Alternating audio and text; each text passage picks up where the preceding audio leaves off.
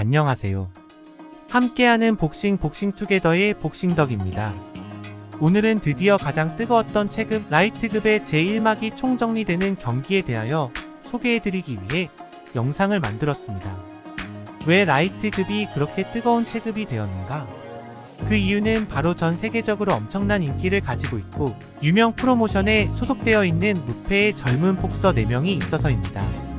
라이트급의 영건 4인방으로 불리는 그들은 바로 메이웨더 프로모션 소속의 저본타 데이비스, 데빈 헤이니, 그리고 오스카 데라 호야의 골든 보이 프로모션 소속의 라이언 가르시아, 마지막으로 IBF 라이트급 챔피언 로페즈입니다. 하지만 그동안 서로 입으로만 싸우고 경기를 가지지 않고 질질 시간만 끌었습니다. 그도 그럴 것이 복싱 선수에게 1패가 생겨버리면 몸값이 확 떨어져 버리기 때문인데요. 그래서 신중하게 시간을 가지며 약한 선수와 싸우며 승을 올려갔습니다. 몸값을 불려나간 것입니다. 하지만 올해 4월에 결국 저본타와 가르시아가 싸웠습니다. 그리고 그 결과 저본타가 이기고 가르시아는 1패가 생겨버렸죠. 모든 전문가들이 예측한 경기 결과였지만 흥미진진한 경기임에는 분명했습니다. 그리고 엄청난 흥행을 하였고 경기로 벌어들인 돈은 엄청났습니다. 그리고 지금 1막의 마지막 장의 경기가 5월 20일에 열립니다. 그럼 지금부터 라이트급 왕자의 게임 그 이야기를 시작합니다. 영건 4인방이 등장하기 전 태초의 왕이 있었습니다. 그는 바로 패더급, 슈퍼패더급, 라이트급이란 3체급을 석권하고 WBC, WBO, WBA 세계기구를 통합한 챔피언, 닉네임 하이테크의 바실로마첸코입니다. 바로 5월 20일에 헤이니와 경기를 하는 주인공이죠. 그의 복싱은 엄청납니다. 복싱에 대해서 모르는 초보가 보아도 저 선수는 뭔가 기술이 남다르다고 생각할 정도니까요. 하지만 하이테크 왕은 한 젊은 영건에게 그 왕위를 빼앗겨 버립니다. 그는 바로 닉네임 더 테이크오버이자 IBF 라이트급 챔피언 로페즈였습니다. 로페즈는 하이테크 로마의 약점을 정확히 분석하여 어떻게 이길 것인지 게임 플랜을 꼼꼼히 짜서 판정승을 거두게 되었습니다. 그렇게 로페즈가 4대 기구 통합 챔피언이 됩니다.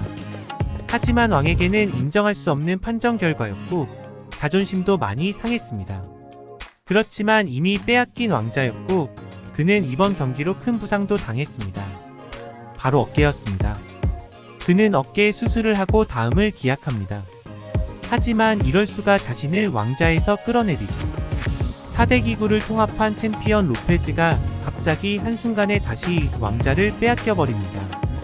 로페즈의 1차 방어전 상대였던 조지 캄보소스 주니어가 로페즈를 끌어내리고 다시 왕자를 차지해 버립니다.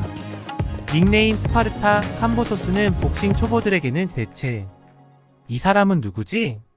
이 할 정도로 인지도가 낮은 선수였습니다. 그나마 파퀴아오의 스파링 파트너로 이름을 알리며 점점 몸값이 올라가고 있는 선수였습니다. 왕위가 다시 뒤바뀐 상태에 갑자기 우크라이나와 러시아의 전쟁이 발발합니다.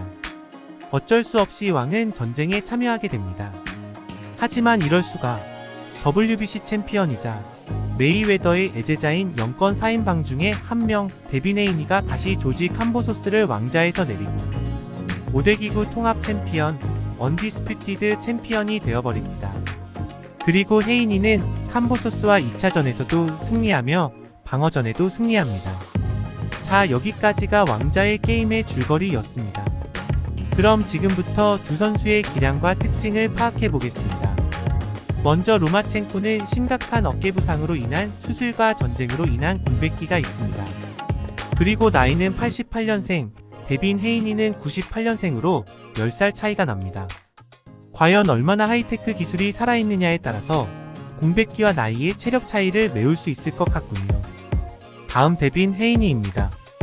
오랑우탄 같은 외모와 다르게 이쁜 여자친구를 많이 사귀고 있군요. 일단 여기서 마이너스입니다. 장난이고요.